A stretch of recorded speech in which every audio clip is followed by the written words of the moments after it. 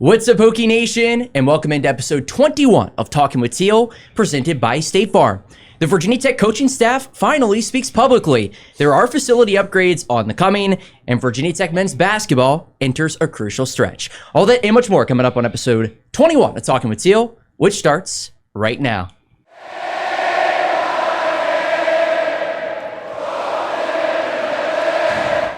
And we record on Thursday, February 5th, 2026 from the Tech Solutions Studio in the Virginia Tech Corporate Research Center. Remember to like, subscribe, and refer the show to a friend. I'm your host, Carter Hill. To my left is the Virginia Sports Hall of Famer. Joining us in person, David Teel. Across the way is our managing editor, Mr. David Cunningham.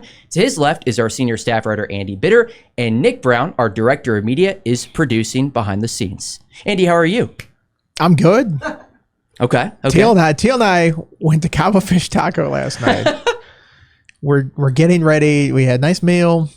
We're ready to get paid. Like, can we split the checks here? Because, you know, we're both there doing it. And then the waitress is like, actually, somebody's already covered your bill. So awesome. We're like, what?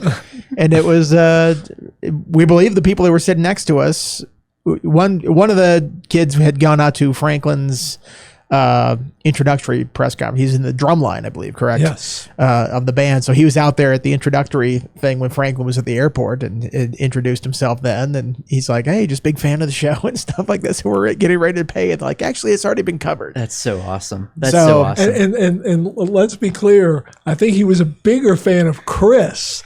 That's true. Than of either of us, because he said, "Make sure you tell Chris that we really like him." It was so kind of unclear who actually paid for it at the table.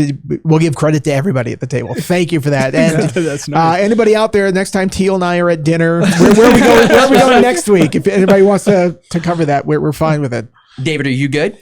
I'm doing well. Okay. Nice off week for basketball. It's been kind of quiet. I'm tired of the snow. I think Andy is too. Yes. Yeah, 9 straight snow days. My daughter is in the other room because she hasn't been in school in 2 weeks. Nine times.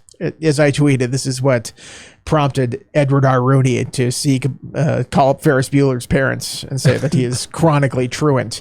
9 absences, and that's what you have here. You guys are too young for Ferris Bueller's day little off, bit. but I've seen it. It transcends time. I It think. does. It's a great movie. Classic movie.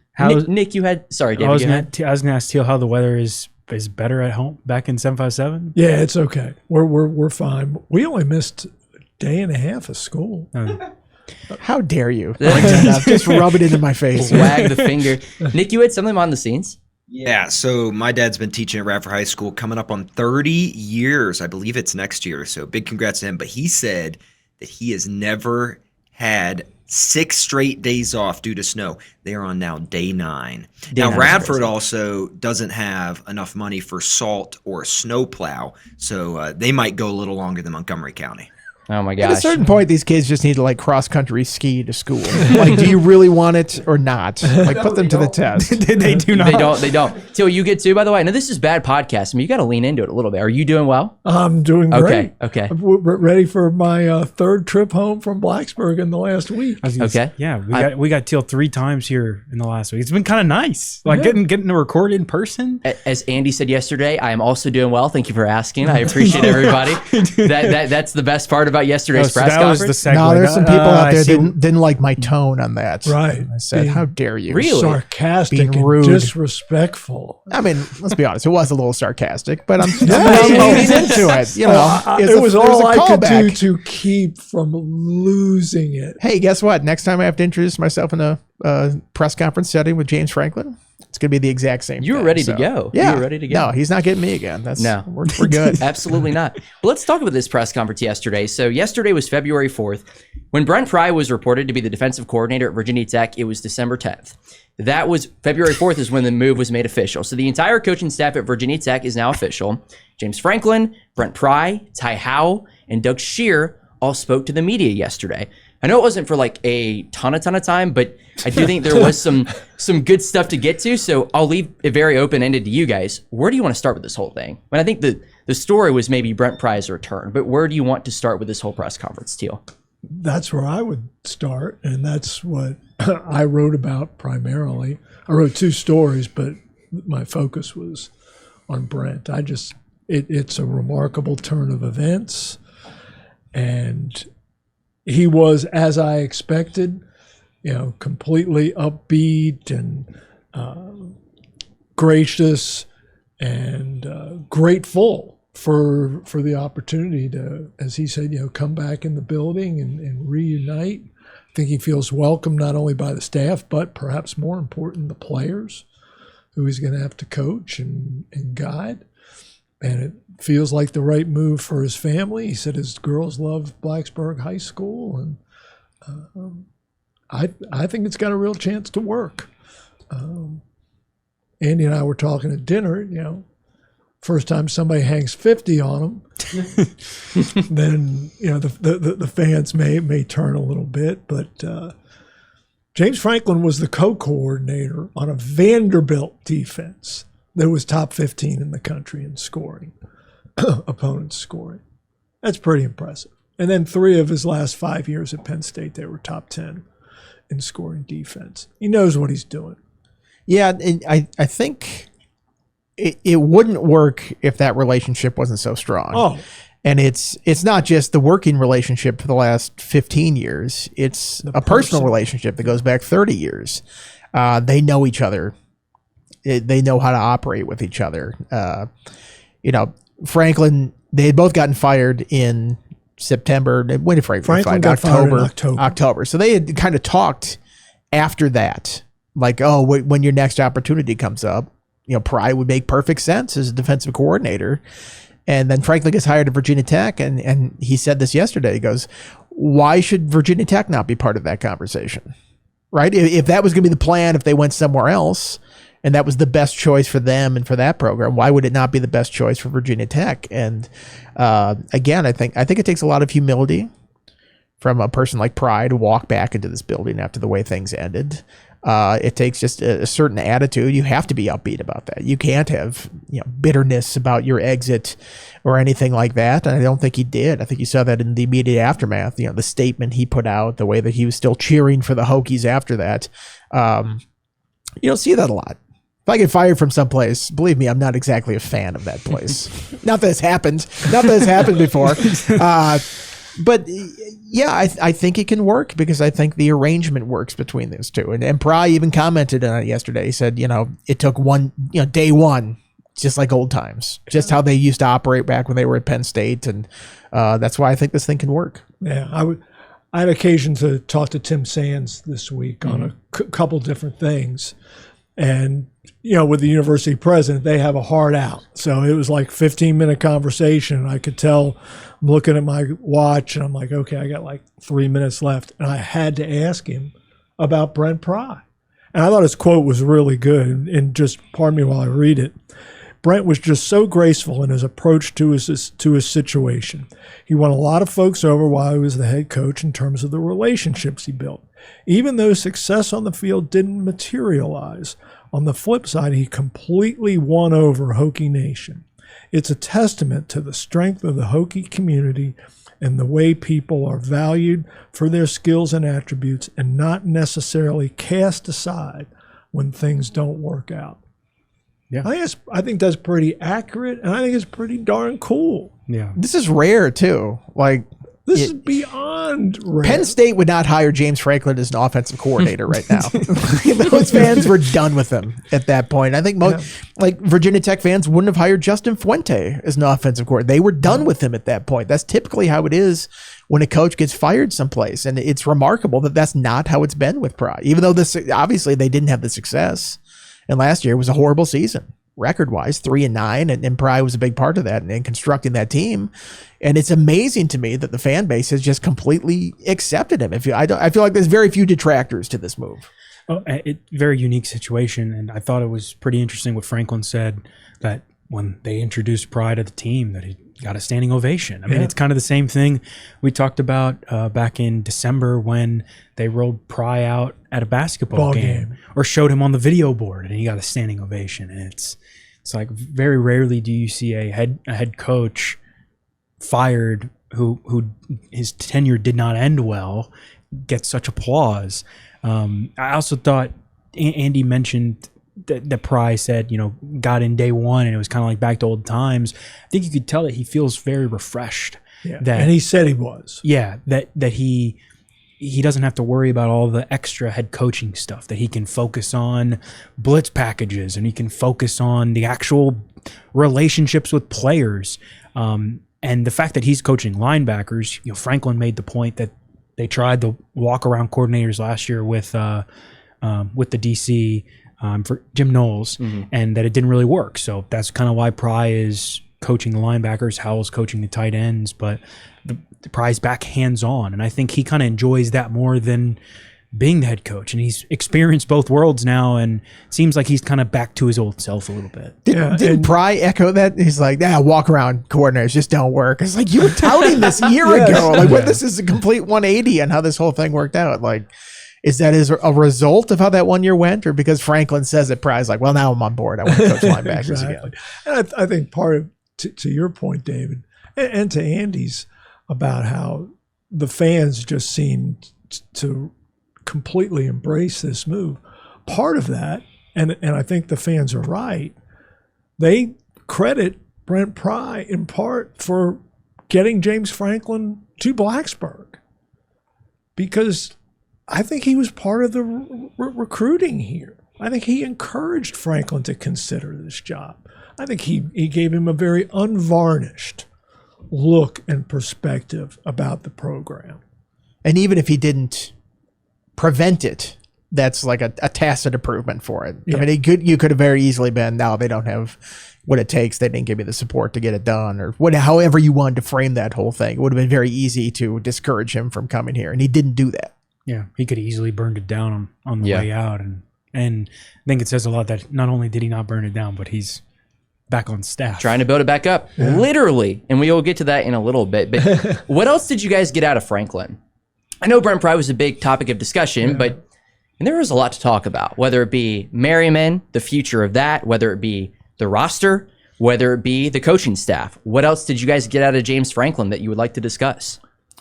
Well, not a ton. I mean, we only got 4 questions in. Yeah. So I could have done without the 13-minute monologue at the start. He went through the entire coaching staff at the start, and this was my fear when they were setting this up and when I was trying to push for more time from Franklin. I'm like, he gives long answers now.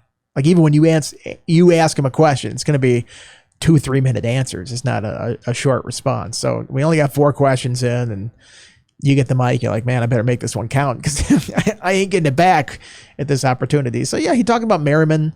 They're really making that a football only building to the point that other athletes can't even walk through that building. But they're also trying to create space for all these staffers they have and create a football environment for that. And I think part of that is they're going to have to add office space and build up, because I don't know if there's room to build out. It's got to go higher than that whole thing. So that was kind of interesting. He mentioned depth with the roster. We didn't really get into specifics of transfer portal stuff, but he talked about depth of the roster, having a 3 deep that can compete. When he was saying, when I got here, I didn't think there was enough competition. And man, that is exactly what Brent Pry said 4 years ago when he was doing that whole thing. And you can tell where he gets that from Franklin. He thinks they've put themselves in a better position to have a roster that has the depth to compete. We'll see. I think there's some spots that I'd still look at and go, I don't know if you have a starter or a backup and a young player who you're excited about or feel comfortable about there. But they are in a better situation than they were a month ago. Yeah. I think I recall correctly, this isn't an exact quote, but he said he did not believe they were 3 deep at any position when he arrived, and he believes they are 3 deep at every position now. Do you believe that? I don't know if I believe that.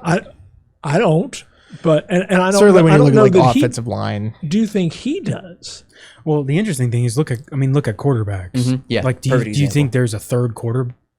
Maybe Hoon. Maybe they're excited about Hoon, right? Yeah. And so that's where, like, okay, you've got Gronkmeyer, you've got Baker, and then Hoon's your third guy. Yeah. But, and your second guy is somebody who's never taken a snap in a college football I mean, I game. think maybe he's building up the excitement. Whether he believes it or not, he's going to say it. Yeah, because that's what you want to project about the work they've done over the last month. It's about selling this program and selling this team. So again, I don't know if he believes it, but it's not a lie if you believe it. So maybe he's trying to wish it into existence by saying it out loud like that. Seems like go ahead, Teel. I'm sorry, I didn't mean No, to. I'm good. Okay. Do you guys, speaking of the quarterback room real fast, would you guys be comfortable with that quarterback room right now? I think Grunkemeyer is a good starting quarterback, but if he were to go down with injury, Bryce Baker is a nice prospect, but hasn't played in a college game, and then you go to either redshirt freshman or true freshman right off the bat in the third spot. You don't think all that schooling he got at North Carolina didn't prepare him? I hear Bill Belichick is a really good quarterbacks machine. coach. Belichick machine. The 33rd NFL franchise. I think he's ready. I don't know that you necessarily go into seasons feeling great about all your quarterbacks though these days. Like if a guy is pretty good as a backup, he's going to want to get an opportunity to start somewhere, and he can transfer and probably get some money somewhere to go start somewhere. So I think now your backup is probably going to be somebody who you still have some questions about. I don't think you have the guy that's been in the program 3-4 years. Sure. Like, I really feel comfortable about this guy. That guy will transfer somewhere else to play at a certain point. So I don't think it's unusual necessarily, the quarterback situation that the Hokies have, because I think if you go to other places, you get to the backup and you go, we got some questions. Sure. We haven't really seen this guy on the field. Yeah. I mean, I think it'd be the same kind of thing if Pop Watson was still in the program. You look and go, there's still questions about him. Like if he's the guy behind Grunkemeyer, it's like, so I think that's kind of how the situation works itself out. So speaking of Merriman, you guys dove into it a little bit, but I don't know how much we found out yesterday, but it seems like I don't know if renovations is the right word, are already underway with maybe some paint jobs, some new weights around the facility. But I think, you guys have FOIA'd this. There's going to be an HVAC system coming to the indoor. There's going to be LED lights coming to Lane Stadium, which is awesome if you're a Virginia Tech fan and been asking for it for the last 5 years.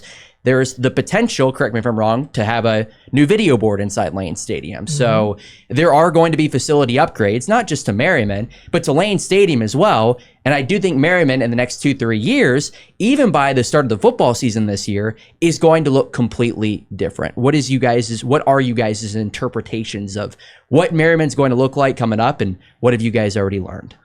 Other than a guided tour, I don't know that we'll ever know what it's going to look like. You'll definitely have to have an escort bringing you through that area. Yes, if you're there by yourself, it's not gonna work out like that. That seems quite clear.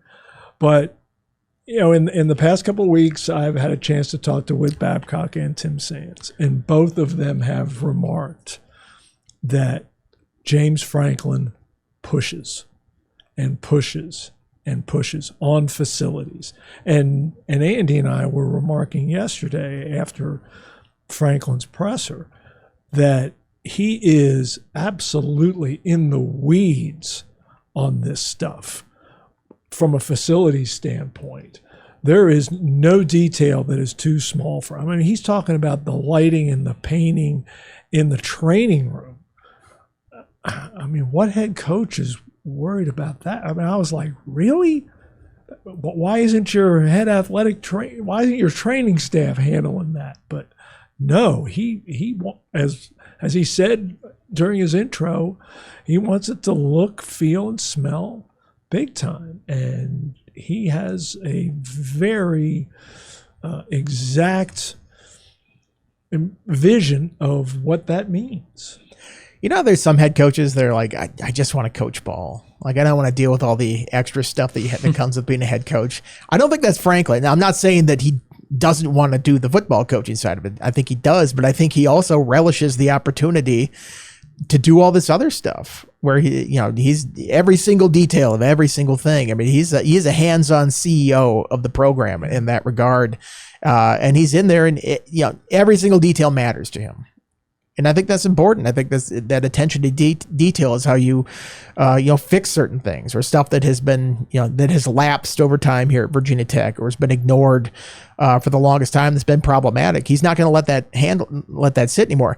I mean, there was a moment in the press conference yesterday. He's starting to talk, and there's a little feedback on the mic, and he's like, how many coaches would have just been like, I'm just going to deal with this. We'll just get through this. He stopped the whole proceedings and then Tyler, I think, saved the day and got over there and got the feedback to stop. And he stopped the whole proceedings right before it even started to get that little small thing fixed so that it would be better for the long term of the press conference, which.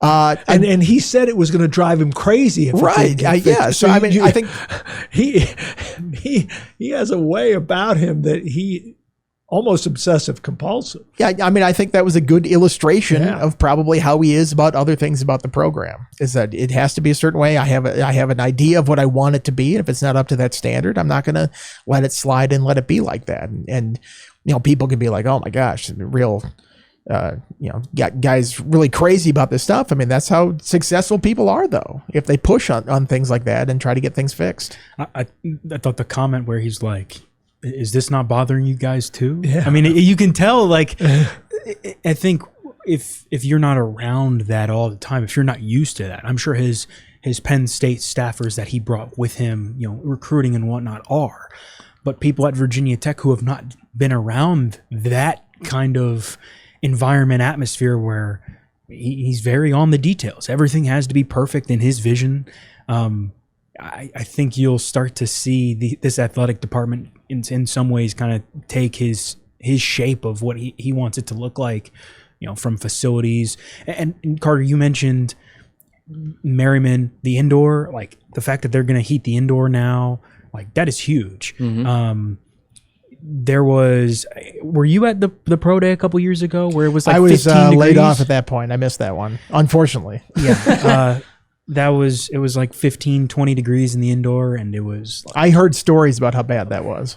It was terrible. And you've got all these NFL scouts, and you've got guys, I think like Stephen Gosnell was working out, and like Dorian Strong and some of those guys, and they're running, and like they're trying to bundle up as much as they can, but they can't because they're also trying to not have as much clothes on to run the fastest 40 time possible, stuff like that. And it's just a bad situation when everyone's huddling around trying to write stuff down in gloves. So, I mean, just little tiny things like that, where like you add heat to the indoor, that benefits a lot of people. Lacrosse games are played in there too. Mm-hmm. Other programs in the off season train in there as well. So little things like that have probably been needed for a long time. Whit Babcock had like put that in his board presentation. Yeah, as far as projects goes, like heating for the indoor facility. So checking some boxes as they go. And I think Franklin, he framed that the correct way. It was like, we don't want to have any soft tissue injuries in there. It's like, if you come out and you say like, we need heat in the indoor facility, people would be, come on. But if you frame it as a player safety issue, and I don't know if I necessarily believe his line of reasoning on this, like, oh, these guys need to be in there and be warm so they don't get injured. But you can kind of make that argument for it. So, why not play that up? So I think it was interesting how he framed that. He put in the best possible way that you could sell it. It's like, okay, yeah, that's a cost that needs to be done. Do you guys care about the LED lights thing, by the way? Some people are like, no, I don't. Okay. I didn't think you would. Didn't UVA put them in a couple of years ago? UVA's, I mean, most schools have done it. UVA put it in it before that game where Tech just housed them up there, the Bayshall-Tootin game, and then they didn't score until the fourth quarter, and that's when they got to show off the LED lights. It's like, well, it doesn't do you a whole lot of good if the team is not good. So, it's kind of cool that they have them, but if the product on the field isn't good, it's like, touchdown to get within 30-7. Here's the LED light display at that point. I don't think it does much good. So this was obviously previously reported, as was the entire staff. But when you look at Virginia Tech's football staff as a whole, like I'm looking beyond the surface of like Matt Moore and Fontel Mines. Are you surprised the amount of guys that were retained that are like assistants to the assistants, if that makes sense? Like, I mean, you look at strength and conditioning, Jarrett Ferguson's coming back, Brian Christ is coming back, Cam Phillips, who obviously is with Fontel Mines, is coming back, Jens Danielson on the offensive line. Does any of that surprise you in the slightest, the amount of assistant to the assistants that are coming back in 2026? I'd say a little bit, just because those assistants to the assistants work so closely with the assistant coaches. Mm-hmm. And it feels like they have to be somebody that they kind of know and they trust. And, Jens Danielson came with Matt Moore from West Virginia. That was a connection that was already there. Cam Phillips sticking on with Fontel Mines does not surprise me, but they turned over the safeties coach, they turned over the quarterbacks coach, and yet those assistants stayed on. So I think there's some connectivity to the previous staff in that way, and some continuity to the way Virginia Tech has done things in the past. And then they're also changing the lead assistants at these spots to bring in something new. We'll see how that marriage works of two things, but it was more retention than I thought there would be at that level of the coaching staff. I think that's a fair assessment, and I think part of this is a byproduct of retaining Brent Pry. And he can give James Franklin a scouting report and say, this particular guy or we ought to keep them around. Like, they're sharp and they can contribute. So I think that's part of it. Well, Jared Ferguson, I think, is a prime example. Mm-hmm. I mean, he's a guy who Pry raved about him. The players raved about him and everything he did since getting the full-time job, the head job last December, going into that bowl game. I think it makes sense to keep him around on the strength and conditioning staff, a guy with institutional knowledge who played here.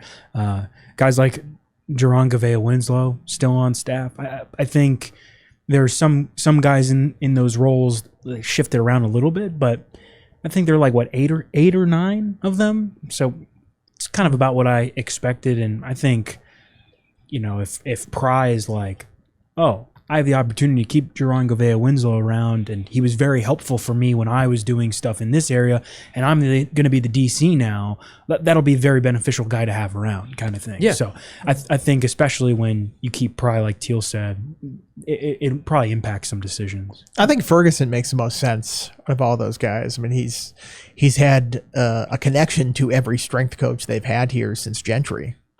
I mean, it was Gentry, Hilgart, Dwight Galt previously, and then ran the program for a year himself. He's been an assistant under all those previous ones. So I think when you talk about connections to Virginia Tech's past, Mike Gentry is a great connection to keep with this program, the way that they did things in the weight room. I think that one makes a ton of sense to have that. And I thought Franklin phrased it very interestingly yesterday when he talked about bringing his own guy from Penn State, but keeping Jared Ferguson around. He said, we're going to marry the best of Penn State with the best of Virginia Tech in the strength and conditioning rooms. Three other guys I want to point out. There was Braden DeVault-Smith, who was on the staff before, and I forget what role he was in, but he's going to be the assistant corners coach, and I think he's a Penn State guy.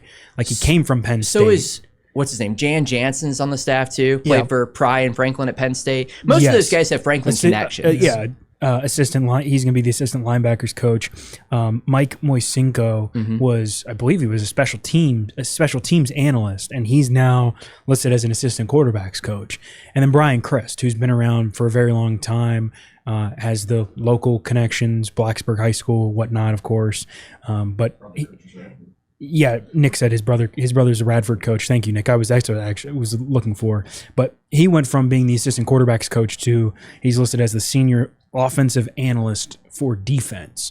So you keep guys around that you think are knowledgeable, maybe slide them into a role you think might be more beneficial for them. Yeah. No, I think a lot of those guys have connections to either Franklin, his time at Penn State, or ties to Virginia Tech. So definitely interesting to look at. But flipping to basketball, Teel, I am dying to get your opinion on this. We've been talking about this a little bit throughout the week, and I think the fan base has talked about this the last 4 or 5 days. 5 days, I guess, at this point. But Avdalas, obviously coming into the year, a lot of people viewed him as a potential first-round draft pick. I don't know if that's in the cards now for this year, but I'll read off some numbers. You look at what he's done in ACC play, 17% from three, 30% from the field, and 69% from the charity stripe. The Duke game is when it took a little bit of a turn because, one, I mean, obviously when you play Duke, you're going to get a little bit more attention.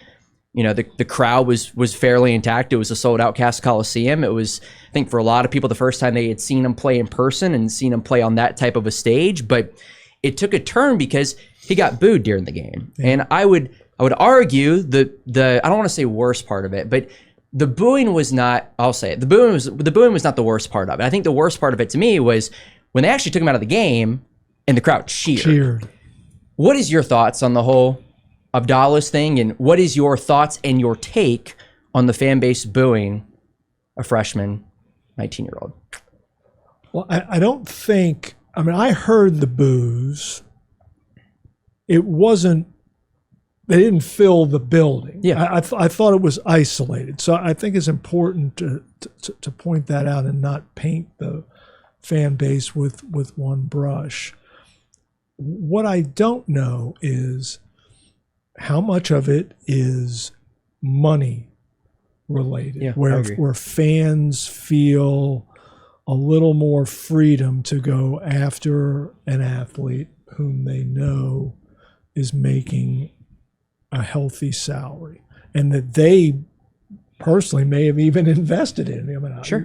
you don't know who actually is doing the catcalling there, although I kind of presume it's more the younger crowd. Yeah. Will Neo Avdalas, how will he internalize this? Does this motivate him or does it wound him? And since we don't get to talk to the players after each game, there's no such thing as an open locker room anymore. We haven't had a chance to ask him that. And, you know, he's new to, obviously, the country and to college and to college basketball. And I think we're all, even at my advanced age, we remember how rough that first semester of college can be, just socially and academically, and then you throw athletics on top of it.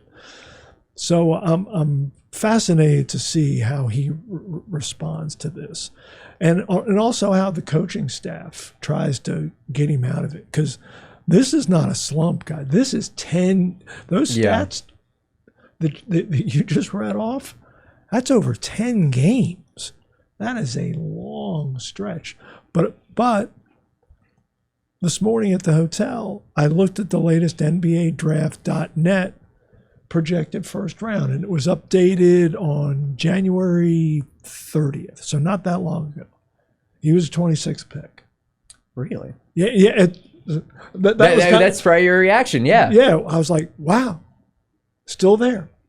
Now he's fallen. He used to be higher, but he's still well regarded. Yeah, Andy, I'm curious to get your thoughts on this too. I don't know if we've talked about the Avdalas situation on air, but you've covered college athletics for a while. To see, an athlete like that get booed, and obviously the financial side of things, I think, is very much in play now. But what is your take on that whole thing? Yeah, I think when we cover athletes, I've always cut college athletes a little bit of slack. Mm-hmm. I've always looked at these guys are basically kids. Now, certainly, I'm in my mid-40s. They definitely feel like kids relative to our age.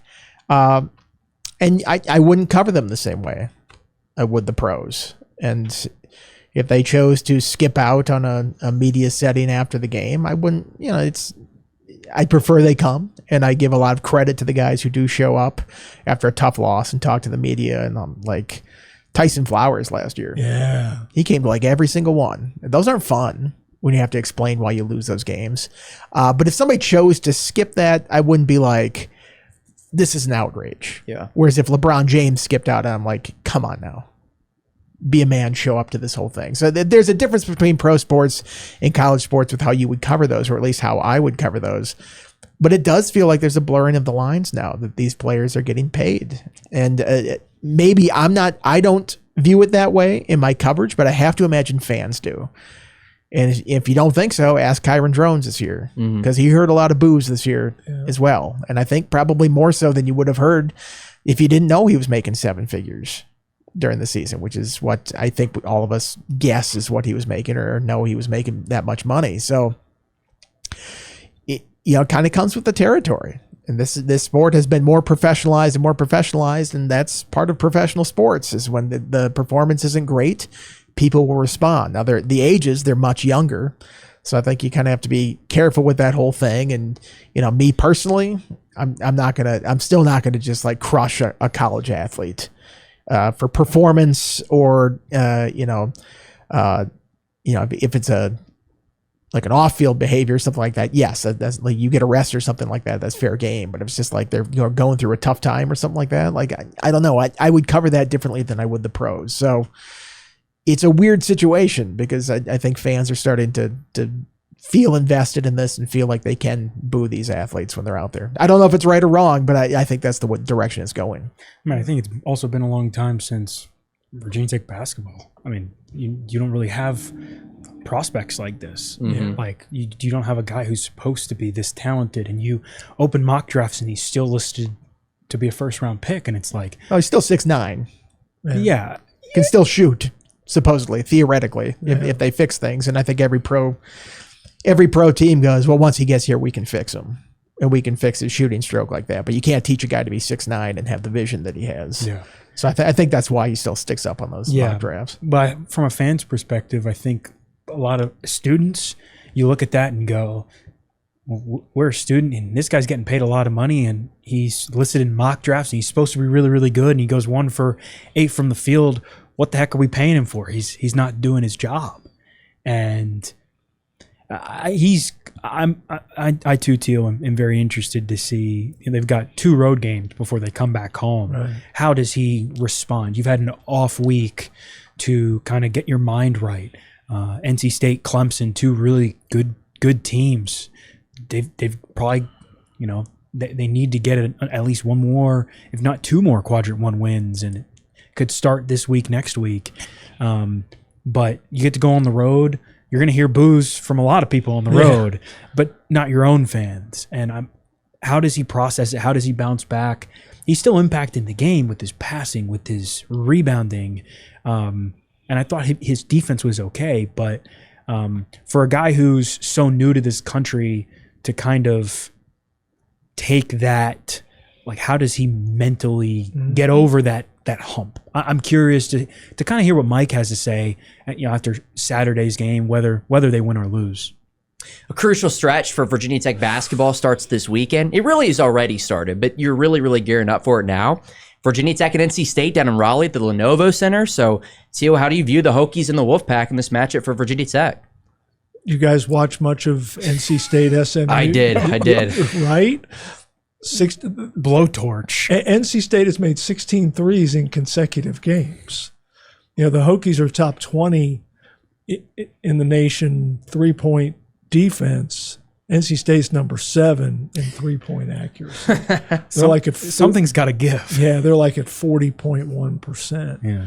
Now NC State's been better on the road than at home, oddly enough.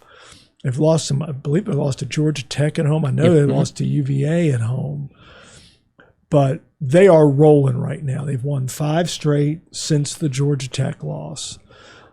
Darion Williams, who was the preseason ACC Player of the Year, has finally rounded into form. He's had 3 straight 20-point-plus games for the first time this season. He's really good. They have shooters all over the floor. And Quadir Copeland, the Syracuse transfer, his line the other night, 7 points, 10 boards, 16 assists, and no turnovers. According to ESPN, he was the first Division I player in 9 years to have at least 16 assists and no turnovers. Really? Yeah. He's playing out of his mind right now. I mean, he was a guy that Will Wade brought with him from McNeese, and he was kind of a catalyst on that team last year. To go back even farther than that, he had 10 assists against Wake Forest on Saturday, and in the previous 2 games last week against Syracuse and Pitt, he had 9 assists in both games. Yeah. I mean, you talk about and he's very unique because he's 6'6". He's not like a normal point guard in terms of build, but he sees the floor very well, and he sets them up phenomenally. And unique passes like he had a couple like underhand lob passes in that SMU game where like his teammates are probably used to it now, but from a viewer standpoint, it's like, man, he just he knows how to get his teammates the ball, where to get his teammates the ball. And I thought the way they kind of just exploded in that second half at SMU, which is, that's a pretty good team in its own right. So I think the Hokies are going to have their hands full with Copeland. If you can get Tyler Johnson back, that obviously boosts your defense a little bit. Right. And to take it back to Neo, that's a fascinating part. What does Tyler Johnson's return mean for Neo? Yeah. And the deployment of lineups and how Mike Young kind of mixes and matches. I wonder if that could help Neo Avdalas break out of this, because Tyler Johnson is just so well-rounded. And guys, it seems forever ago, probably because it has been since we've seen him on the floor. Virginia Tech is undefeated this season when it has its whole team, right? 6-0? Yeah. I mean, that's a very small sample size, granted, and none of those games was a conference game. But, wow, I'm just so interested to see how this team is moving forward, presuming everyone can stay healthy. Yeah, I thought Mike, when we spoke to him on the ACC conference call earlier this week, his answer was interesting because he was asked, this is going to be the first time since the Bahamas where you've had your whole team. Obviously, that's where Toby Lawal got hurt, but it's like they've played so many games since then, and you're tweaking stuff, and you're finding new lineups, and they lost. There was a game where Jalen Bedford was sick, and they've lost Lawal, and then Johnson gets hurt, and they go to Wake Forest, and they're playing Sincere Jones at the 5. Right, because Dorn got hurt, too. Because Dorn's hurt. I mean, that Elon game, the overtime of the Elon game was insane, the lineup they had on the floor. I mean, they're playing, two guys like Sincere Jones and Isaiah Pasha, who were playing a lot in January because out of necessity. Those guys have kind of taken a little bit of a backseat role now. And we saw Christian Gerdek, 19-19 against UVA. That's a guy who stepped up into that role when called upon. How does it all come together now? And they've got to win games. They got the balls in their court. They've got the opportunities ahead of them. I think Johnson just adds a level of comfort for this team, particularly on the defensive end. He rebounds so well from that 3 spot. And the player you're not taking off the floor right now is Ben Hammond. Right. He has been terrific. So if you recall, earlier this season, when they had their entire lineup together, it was Avdalas, Jalen Bedford, Johnson, Toby Lawal, and Amani Hansberry together. Well, you're starting Ben Hammond now. So who's coming off the bench? And Jaden Schutt started as well at times this year. It's like, it's a good problem, I think, for Mike Young to having all of his pieces back. So 3 of Virginia Tech's next 4 games, 3 quad 1 opportunities at NC State, at Clemson, Florida State in between, and then at Miami. Do you think the Hokies still win at least one of those 3 games? Yes. Okay. Not sure where, but yeah, they'll get one, and they desperately need to get one and perhaps 2 of those, because Chapel Hill and Charlottesville are going to be a chore to close it out. And don't sleep on Florida State. Luke Laux has them playing better now. They play faster than any team in the league. He's a very interesting, progressive coach. He doesn't have the personnel yet. Clemson is, guys, last night, and I don't know if I've ever seen a box score like this. Clemson beat Stanford last night, and Clemson's 5 starters combined for 23 points. 23 points from 5 dudes. It's such a such a balanced team. I think they've got 6 or 7 guys averaging between 8 and 12. Their leading scorer, R.J. Godfrey, who started his career at Clemson, had a cup of coffee at Georgia, and then said, maybe not, and came back to Clemson. He's their leading scorer at 12 points a game. But they've won. Last night was their 13th consecutive ACC road victory. That's crazy. Is Brad Brownell your ACC Coach of the Year, by the way? I mean, maybe Jay Lucas, maybe Shire if they go undefeated, but I think right now you would say it's Brad Brownell. Okay. Yeah, I mean they're 9-1, right? In the league, I think so. I think they're that's right. 9-1, and their one loss was to NC State in overtime at home. Yeah. But they've, they're 15th in adjusted defense. And the interesting thing is they've got so much talent. Like, we all know about Dylan Hunter. He's the younger brother of Chase Hunter, and he's played well at times this year, well in his career. They brought in Justin Porter, a guy that the Hokies pursued for a little bit from Middle Tennessee. He's a really good defender too. Godfrey's really good. But in a game like this where you get 16 off the bench from Nick Davidson, 11 from Ace Buckner, who's a true freshman, and 10 from another true freshman, Chase Thompson, off the bench, and your leading score, like Porter went for 8 and Godfrey went for 9, and those were your leading scorers from your starters. It shows you how well constructed that team is. This is a gauntlet for the Hokies.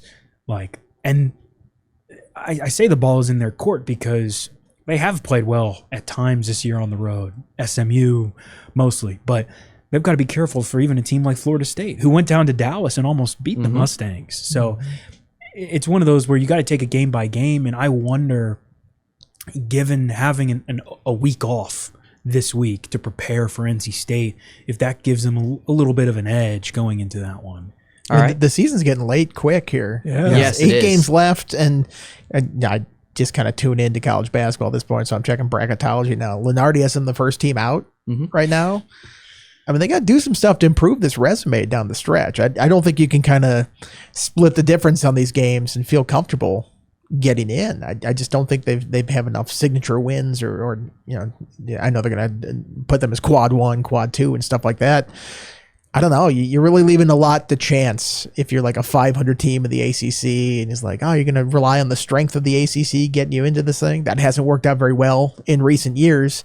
Perhaps a better chance of it this year. But, I mean, they're going to be as bubble of a bubble team as there is if this keeps up. And that's not going to be – that hasn't been a fun spot to be for Virginia Tech over the years. Let's put it that way. No. Well, you talked about how tough Chapel Hill and Charlottesville are to play. I mean, Hokies have only ever won in Chapel Hill once, and last year was their first win in Charlottesville since 2018. I mean, they never win in either of those places. So if you want to get road Q1 wins, they got to come in the next 2 weeks, essentially. So Carolina's undefeated at home.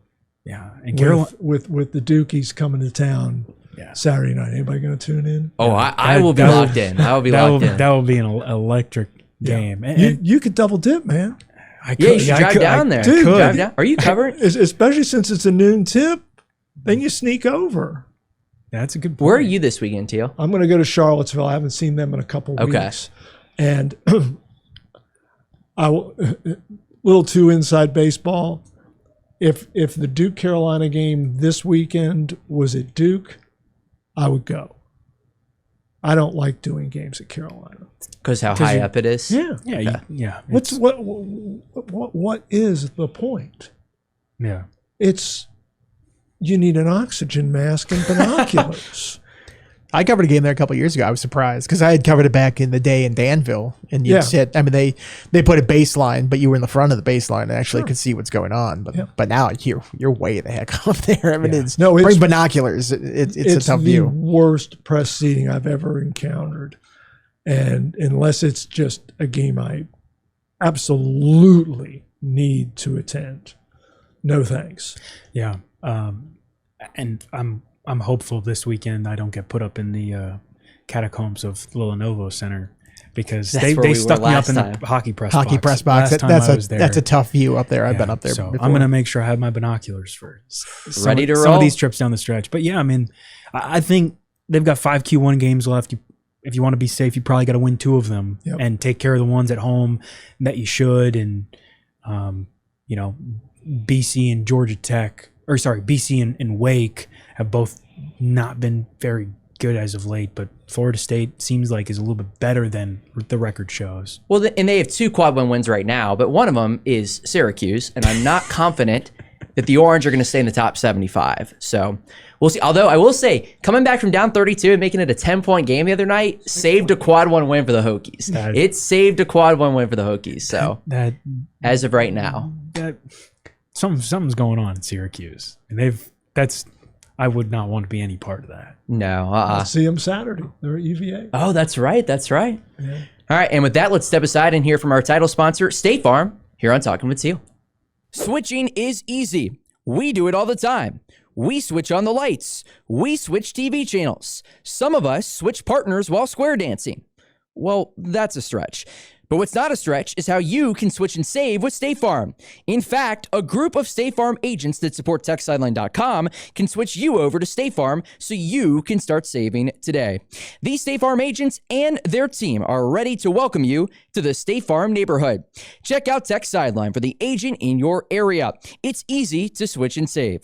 Just give them a call. When you want the real deal, like a good neighbor, State Farm is there. And welcome back to this edition of Talking with Teel, presented by State Farm. One more question before we get to questions from the boards. So recently there was a report put out there about the financial situation with really all the public schools in the ACC, but specifically with Virginia Tech. You look at all the sports right now, Teel. Football is the only one in the black. A, does that surprise you? And B, is that the norm currently around the country? Around the country, I don't know, Cara, because I haven't seen enough of the NCAA financial filings from other conferences and other Power Fours. For Virginia Tech, it's not that unusual. In fact, it may be standard because of Castle Coliseum. And there is no revenue stream there. Number one, because of its limited capacity, and number two, because of its lack of premium seating. Mm-hmm. You look at places like North Carolina, which not from premium seating, but for sheer volume of seats, or Louisville, David's favorite arena in the world, that has not only volume but also premium seating. So those are two schools that are going to make a ton off basketball. I mean, Carolina makes more in basketball ticket revenue than football ticket revenue in FY25. That's what's really remarkable and shows you what matters in Chapel Hill, Bill Belichick notwithstanding. But other schools, Florida State takes a bath on basketball, and and also accounting practices differ from school to school. So one school might put this expense in the basketball bucket. Others might say, oh, that's an all sports expense. So you really can't, they're not necessarily apples to apples comparisons. But these reports that they put out are so cool. And now they've added some information so you can see the athletics endowments from each of the schools, and those numbers are really interesting. If you ever want to get into them, I've got them written down.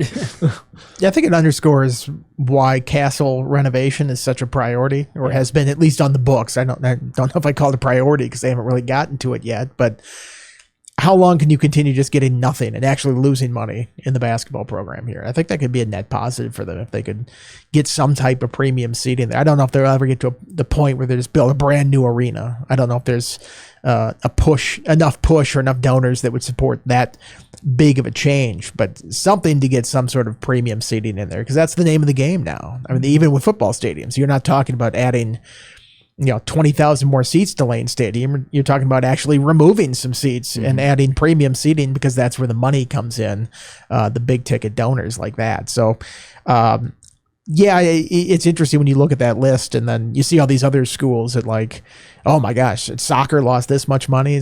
I wonder how much of that is just related to, they have to travel a lot more because of football has forced them to become this all coast conference that they have to go to. And all of a sudden it's like you're sending the soccer team across the country. It's like, what are we doing? I think you can cut some costs if you a little bit more localized with the schedule and who you have to play. Yeah. And to be clear, it's not like Virginia Tech athletics is hemorrhaging money. Sure. Florida State. Yeah. They reported $161 million in revenue and 156, I believe it was, in expenses. So a net surplus of $5 million for the fiscal year. And I was talking to Witt about it, and he said our numbers are just going to get better now with the board's approval of the influx of cash. And if you look at it, these reports list direct institutional support. Virginia Tech, $8 million. UVA, $18 million. Florida State, $34 million. Carolina, $0. NC State, $5 million. Louisville, $5 million. But Virginia Tech's $8 million is about to grow exponentially because of what the board approved back in September. 2 questions from the message boards. Diehard Hokie, good question, wants to know, do you get the sense Franklin views Virginia Tech as a place he will likely be long-term, or is using it as a place to get a quick rebuild in before jumping to the supposed Power 2? Opinions across the board. Go ahead, Andy. I don't know that he's necessarily looking to bounce right away. Like Buzz Williams is looking to bounce right away. Let's be clear about that. And I think everybody kind of knew that. Yeah, I think he was probably looking for Texas real estate pretty quickly after getting the Blacksburg. One of the people currently sitting here wrote a column. I remember the day after or the day of Buzz's departure, that was like, oh, Buzz knew from the day he got here that he was not going to be here long. And that's the way it's always been. Yeah, I don't sense it's the same with Franklin. Does that mean that he won't at some point look at another job if he gets Virginia Tech going at this place? No, I don't necessarily believe that. But I think he might have to see, like, perhaps I'm hitting a ceiling at Virginia Tech. He wants to win a national championship, right? That's never been done here. It obviously has been done at some other schools. It seems like anybody can do it these days. If Indiana can do it, come on now. You can probably do it anywhere. But if he feels like he's hitting some sort of restriction or something in recruiting or institutional support, or just can't get over the hump here, and an opportunity comes up at some blue blood opportunity, school, I could see it happening down the line. But I don't think he's coming into this thinking this is a short time thing and I'm going to bounce for somewhere else. I agree with you, and I think if he wanted to go to the Power 2, he could have. Maybe not this year, but he certainly talked to some Power 2 programs during this carousel, and he chose Virginia Tech. And he could have waited a year, and certainly there would have been some other vacancies. So in my mind, this is where he wants to be. And going back to yesterday and his attention to detail and everything that he's asking for with facilities and all that, this, at the risk of coaching cliche, this strikes me as somebody who is where his feet are, that he is not always looking elsewhere. Yeah, well, I think this is where his family wants to be. I think he likes this area of the country. This is his recruiting base. He's recruited very well here. He knows the area here. And how many, outside of Virginia Tech and Penn State, you look at this little bit of a radius, there's Maryland, there's Virginia, but there aren't many other jobs, maybe in Ohio State, but there aren't many other jobs in this radius that are just like, this is a James Franklin kind of job. Like, he's recruited this region so well for so long. I think this is kind of just what he wants to do. He wants to be at Virginia Tech. And I also think he kind of wants to get back at Penn State a little bit. And this is the easiest way to do it. And they're going to go head-to-head in some recruiting battles. And I'm interested to kind of see how that whole thing shakes out. Yeah. I think the opportunity that you'd always be concerned about is if it's one of the big-time jobs in college football and it has all the resources that you look at and you go, man, he would never want for something if he's at Texas or something like that. Now, would he be a candidate there? I don't know. But if he gets Virginia Tech rolling, it's like any coach. If you have success somewhere, a bigger school or a school higher on the food chain will sniff around that coach and go, hey, maybe you'd like to come here. So that'd be a good problem, I think, for Virginia Tech to have, because it would mean that he would be successful here. We're here 2 months into this thing, so it's hard to think about that. But you get 2 or 3 years into it, if he transforms this into something special, yes, I think that he will have opportunities somewhere. But right now, I'm not thinking like, yes, he's looking for the first ticket out of here. No, I don't think that's the case. Well, long term, too, even if he's here 3-4 years, I mean, if all this stuff is going to happen to Merriman that he's saying is going to happen, and if Virginia Tech wins to the point that they would probably have to for him to get a look, I think it's going to change the game for Virginia Tech football long term. And I think people take that right now, to be honest with you. So, Well, wouldn't you take the Buzz era again here? Yeah, I would. At Virginia I would, Tech, yeah. they gave him the basketball program back. Now, he kind of torched it a little bit on the way out with all the official visits that he used up, and he kind of hamstrung the following staff after that. But I mean, this was a last place team for how many straight years in the ACC before Buzz came along and turned it into something? So agree with his methods or how short time he was. He was an effective coach, and he was a good coach. And we'll see if he can do the same at Maryland. It's not off to a great start with the Terps. But I think you give him enough time and it'll be good. And I think the same thing will be true of Franklin here. I don't see a scenario where it doesn't improve vastly here. Agreed. And if he does turn it to the point where the Hokies are ACC contenders and they do reach a college football playoff, he is going to feel so welcomed and so celebrated here. And the investment that donors in the institution have made, I think all those folks will say, let's keep going. Let's keep doing this. Because when you see return, you're like, okay, I see it now. Let's ante up even further. I think there's a lot of opportunity for growth here, given that Virginia Tech's last 9-win season was 2018 or 19?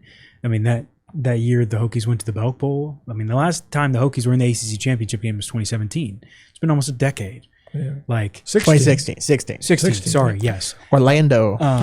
That's a fun trip. I was sick on that trip, but I turned it around for the game, so overcame it. A decade, but we're talking a decade ago. Yeah. I mean, this is a program that is yearning, like asking, begging to be revived. And I think he sees that as a unique opportunity. And you mentioned the facilities and stuff.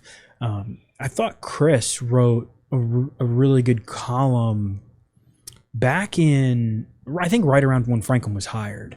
And he compared it to when Dooley was the coach / AD, whatnot, right before the Beamer era, and basically built the Merriman Center and got all these facility upgrades where Virginia Tech was lagging behind. And Tech built the Merriman Center, and Tech was ahead of a lot of schools on facilities from that point on. Now, he obviously left, but Frank Beamer inherited it and took off. And I think regardless of what happens specifically on the football field, the renovations, the heating to the Beamer barn, the construction on Merriman, that stuff will be a net positive for Virginia Tech for years to come, even if Franklin does leave 4 years down the road, kind of thing. I'm going to condense this question a little bit. Good question again. BT Voice is asking, with the university handing Franklin a war chest financially, is he essentially here on a rescue mission to get Virginia Tech into the Power 2? If that were to actually happen down the line. Well, to hear Jay Pearson tell it on the pod he did with y'all, they're convinced that it's going to become a Power 2. And that's where all the big boy football will be played. I'm not there yet. I don't know what's going to happen in 5 months in college athletics, let alone 5 years. And I don't believe anyone who tells me they do. But you always have to be prepared. And whatever the future of college athletics is, football is going to be the driver. If you are not invested and competitive in football, you will be left behind. So no matter what the construct, Virginia Tech, if it is interested in playing at the highest level, must do this in football. Yeah, I'm with Teel. I'm not sure exactly that, the model has been in the past, these major conferences keep inviting more and more schools into it. So how much bigger can the Big Ten and the SEC get? I mean, the SEC, I guess, can get a little bit bigger. They're not as big as the Big Ten, but Big Ten going to go to 24 teams. It's already unwieldy how big it is right now.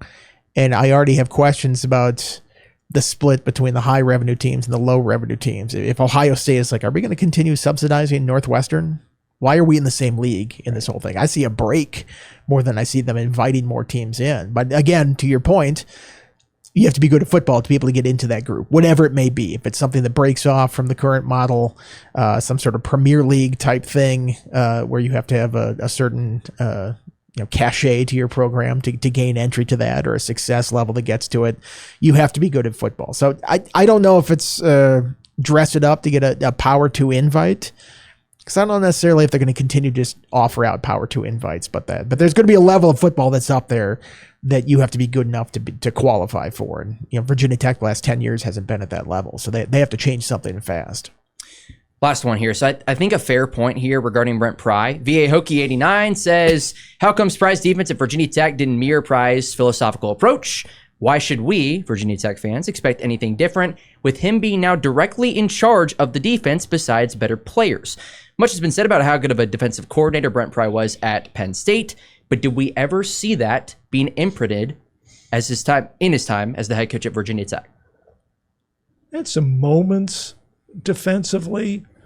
He gambled on Chris Marv, and it was one of his guys from Vanderbilt. Marv played for him at Vanderbilt, right? Yeah. Do I have that right? And it didn't quite work. Pry tried to be the head coach and call the defense for those first, how many games of 11 10. games. Yeah. Well, 11 games because then 10 games because then 10 Liberty games, was the right. last Then one. Liberty, Marv took over the play calling that season finale. And, I just think with Franklin, because they were such a good tandem, and let's look at the coaches around Pry. He's reunited, and both Pry and James Franklin made a big deal about this. Sean Spencer on the D line. And as Franklin said, we're getting the band back together, because for 5 consecutive seasons, these guys scheme defenses. Now, granted, they had dudes, but more than 40 or more sacks in 5 consecutive seasons. And I think that's the kind of production that Virginia Tech fans have every right to expect, and that I think James Franklin expects because of what they're paying these coaches. Yeah, I think when you're a head coach and you're a defensive specialist like that, people expect that to be like, well, that's the part that has to get fixed, absolutely. But you do delegate, right? Mm-hmm. You have to. There are other things he has to worry about within the program that his full attention can't be on the defense. So you delegate. You hire other people to do it. You hire new philosophies at defensive coordinator. Seifkes was sort of branching out a little bit on how they were going to do things. And if you hire a person like that, you have to let them go about how they want to do it. You can't micromanage them and be like, this is how I want you to do it. It's like, why did you hire me then? If you want me to do it your way, just do it your way, if that's the case. So I think when you're a head coach, you have to kind of let go of how you want to do things specifically. You can't get so specific about how you run everything with your defense. And that maybe gets away from your core principles of how you want to do it. But if they want to go back to what they did at Penn State now, there's no excuse. They can. The guy in charge of it and the guy previously in charge of it as the head coach are here and doing it. And, if they say that's the scheme we want to do, then they can go back to that. And it wouldn't surprise me if they did, because they did have success. Yeah. What was the number Pry threw out yesterday? 75% will be what we did at Penn State. And then 25% we're going to tinker with. And then part of that's just evolving as football coaches and evolving as football evolves. I mean, 5 years since you've been the DC at Penn State. Mm-hmm. Football's changed since then. There's new concepts that you have to adjust to. So it's always a chess match on the defensive side. It's bringing in new ideas. You don't have to implement all of them, but it's good to hear them. You don't want to be insular with your program and not take any outside views on it, because then you become very just boring and do the same thing over and become predictable. And Pry also mentioned yesterday that he remembers so many times as the head coach walking past the defensive meeting room and wanting to go in, but he couldn't. Right. And even when it was going sideways, and even when, perhaps he thought he could really help, but he had to go do head coach things. And I think that explains, I think it's a very fair question, but I think that kind of explains, I don't think any of us, all of us included, have any idea how many different directions head coaches are pulled in these days with all the administrative and fundraising and roster construction and dealing with player agents. No, and then there's a whole salary structure you have to worry about now that they weren't doing 5 years ago. Yeah, no, it's I can't imagine it. Yep. Well, can we talk about one more thing? Yeah, please. This is more of a somber topic, but I think the Washington Post yesterday announced that it's laying off about a third of its entire staff, including slashing like the entire sports section. Yeah. Just a tragic day for journalism, specifically sports journalism. So many colleagues of ours, really close friends of yours, like Gene Wong, Barry Verluga. Just a sad day. Yeah, Chuck Culpepper, Kent Babb. I mean, people who I admire and I envy their talents. Envy is not a very flattering trait, but I look at those guys and damn, wish I could write that way. But when you sit here like Chuck Culpepper is unemployed, like, what hope do the rest of us have if Chuck Culpepper is unemployed right now? Come on. He's brilliant, and he's such a good friend, and look, I understand that the business model has changed, and Andy used the word evolve when it comes to football. Well, so has the media game, and I think you can argue quite convincingly that the Post did not evolve well enough or quickly enough or effectively enough. But for those of us, and I'm going to date myself in here, I'm happy to, for those of us who grew up reading the Washington Post in its heyday of sports coverage, and Dave Kindred and Thomas Boswell and Tony Kornheiser, and later when Wilbon came on, and Sally Jenkins, and so many giants of this profession. Hell yeah, it's a sad day, because all I ever wanted to do was be a newspaper sports guy. My dad used to put the sports section under my pillow when he went to work, so I could wake up and read the darn thing. So to see a sports section of that esteem and that quality go away, essentially, that's hard, man. It's crazy, especially considering, you're in D.C. It's one of the biggest markets in the country, too. So it is. Well, and they covered everything for so long on a global scale. You're talking about the Olympics that are going on right now. And in 2028, you've got the Olympics in your own country. And you've got the World Cup this summer. And so many, Stephen Goff, their soccer writer, was phenomenal. I know the guys who covered the Nats for the Post, and it's just like such a sad day, because sad time, because it was like peak journalism, and everyone who wrote for the Washington Post was the best and so talented, as Teel said. And it's just all these people are just unemployed now, and it's just like I hope someone can scoop up some of that talent, and I'm sure they will at some point. But somebody could start a pretty good newspaper in D.C. right now if they wanted to. Just the jettison talent from this whole thing. Yeah, if only there was somebody worth $250 billion out there that could do a startup like that. I don't know. Maybe that's not the whole reason for this thing. I thought it was very interesting yesterday that Anthony Davis gets traded to the Wizards a couple hours after that, and the Post had nothing. It's like ball don't the lie. Wizards are suddenly interesting for the first time in 15 years. Exactly. It's like ball don't lie, right? So. Anyway, Teel, I hate to leave it on a somber note, but thank you so much for coming in as always, my and sticking around the extra day to podcast. So we appreciate it as always, and look forward to chatting again next week. I've said this to people who have been very gracious and come up and talked about how much they enjoy the pod. I hope it shows to folks who watch and listen how much fun we have. Yeah. You guys are a blast. I thank you all for having me, and it's a hoot. It's the highlight of my week. Trust me. It's a treat for a 22-year-old. David Cunningham, Andy Bitter, and David Teel. This is great. So anyway, for the Virginia Sports Hall of Famer, David Teel, David Cunningham, Andy Bitter, Nick Brown, I'm Carter Hill saying so long from episode 21 of Talking with Teel, presented by State Farm. Have a great rest of your week, and we'll talk to you very soon.